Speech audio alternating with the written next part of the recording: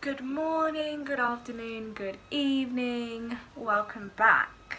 So, I got a piercing. I'm going to tell you guys the story about when I impulsively decided to get my ear pierced.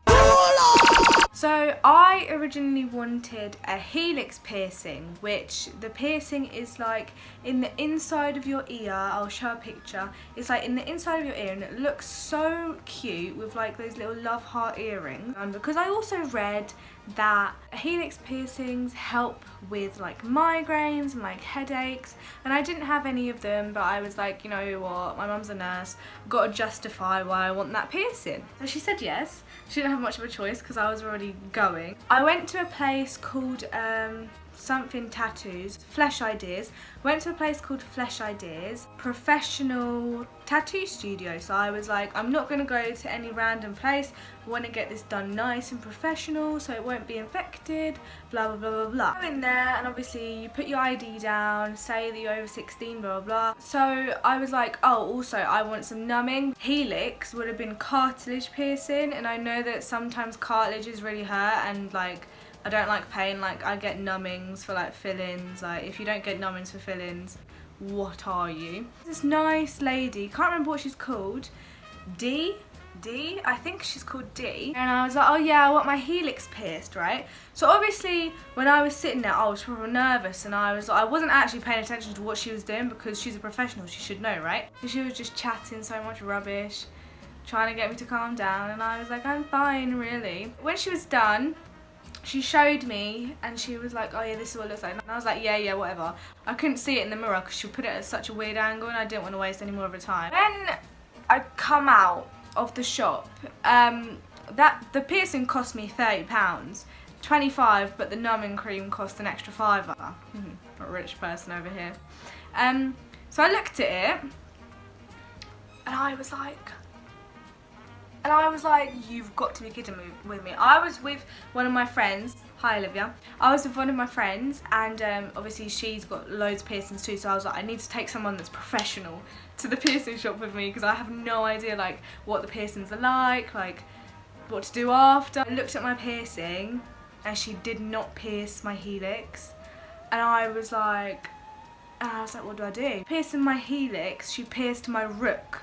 Now, at the beginning, I was sort of like, oh my god, obviously I can go there and get my money back.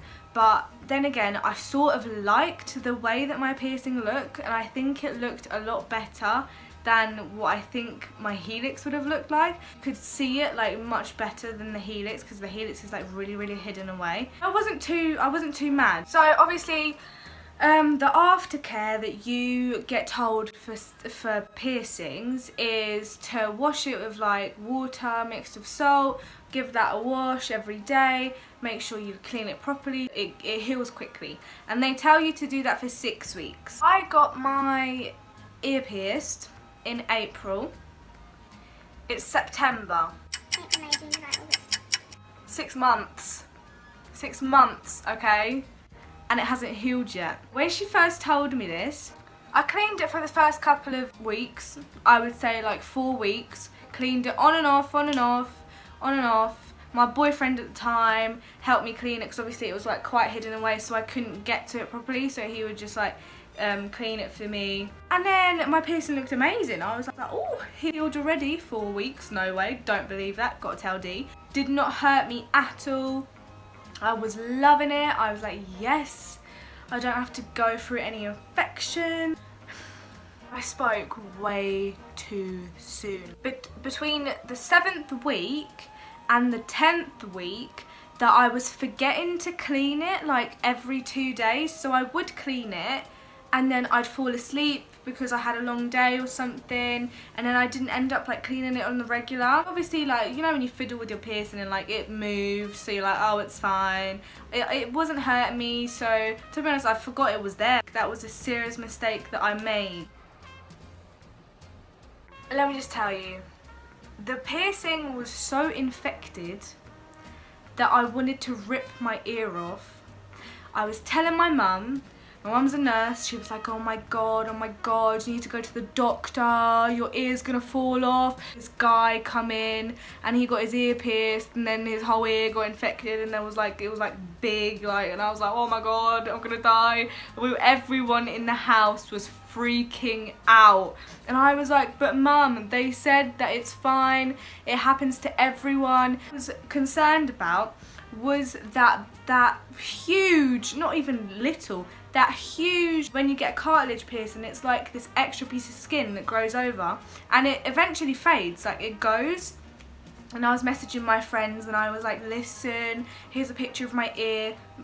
I was sending people pictures of my ear. Is this okay? Is this gonna go? Like, we was all like crying basically. And they were like, yeah, it's fine. It'll fade, don't worry. It got to the point that I actually thought that I was gonna give up with my piercing, and I actually thought that I was gonna take it out. I wasn't sure whether it would close up because the hole was so infected. I went on holiday and I made a pact with my mum, and I was like, listen mum, can you please like remind me to clean it like every morning and every evening? Family holidays, like, you're always either at home or in a hotel room in the morning and in the evening, so it's like a routine that you go through. Like, you're brushing your teeth and then you clean your ear, do you know what I mean? Every single morning and every single night. And I only used to do it once because they said do it once a day, like clean your ear once a day. So I was like, calm. You have to clean it in the morning and in the evening to ensure that the bacteria that goes on it throughout the day gets washed off, so it doesn't like go inside and start all the chemical reactions. We went on a holiday for 3 weeks. We went to Poland, and we was cleaning it every day. I think my main priority was my ear, as my cousin was getting married and I was like, oh my gosh, I cannot go to the wedding with a dirty ear. Every day, twice, every day, and it still wasn't going. And I was like, mum, what are we actually doing wrong? Like, we'd tried, like, we wasn't even cleaning it with salt anymore. Like, there was some chemicals going onto my ear. We was doing sodium, like, I felt like a proper chemist. I was like, oh my gosh, my ear's definitely gonna fall off. I went to my auntie and I was like, listen, what do I do? And this angel recommended Tribiotic. Right, Tribiotic. Don't know how to say it. What is it? It is a combination of 3 antibiotic medicines. This medication works by killing germs on your skin. This medication can be applied 1 to 3 times each day. Clean the wound and use a new bandage each time you apply this medicine. Use the medication for as many days as recommended on the label. Symptoms may start to improve before the infection is completely retreated. If your skin wound does not start to heal after using the antibiotic for 7 days, talk with your doctor about another treatment. Basically, I don't even know if they sell this in England. It's that it saves me. It's that it saved my life. What the instructions actually tell you to do is, before you put the antibiotic on, you only put a little bit on, because you're not supposed to do it on, like, if you have like a small surface, you're not supposed to put tons on, because it has to dissolve into your skin. You have to clean your ear first, normally like you would, to get all the like nastiness off of it, or the crusty like things that are peeling off your ear. After you've done that, put the littlest bit of Tribiotic on. First time I tried this, I was like, yes, I'm gonna get rid of this, finally. Put it on, I went to sleep, and in the morning, my ear was throbbing. And I started crying. I was like, Mum, my ear's actually gonna fall off. And I've said this a couple of times, but I'm pretty sure I said it like 50 times on holiday. She was like, why?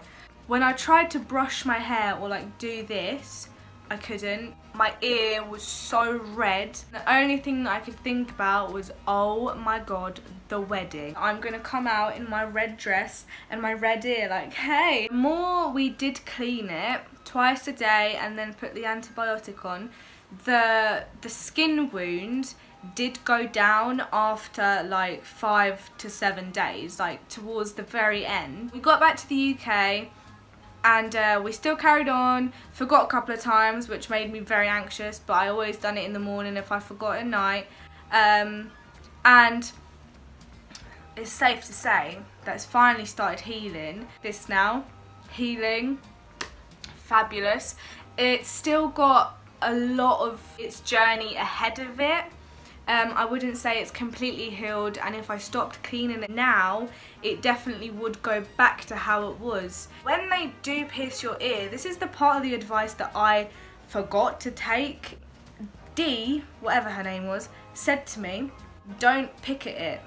Like, the more you keep on touching your piercing, even with your fingers or with an earbud, the worse it's actually gonna get. Probably should have been more careful because I did touch it like quite a lot. You know when your piercing like moves and you're like, let's play with it, I'm bored, sitting in economics, what am I gonna do? I only say, we made it. Thank you so much for watching, guys. Again, please do not pick at your piercings.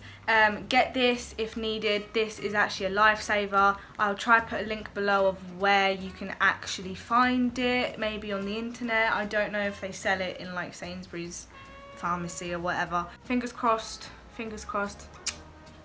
Love you. I'm the better one, I won't let you forget me.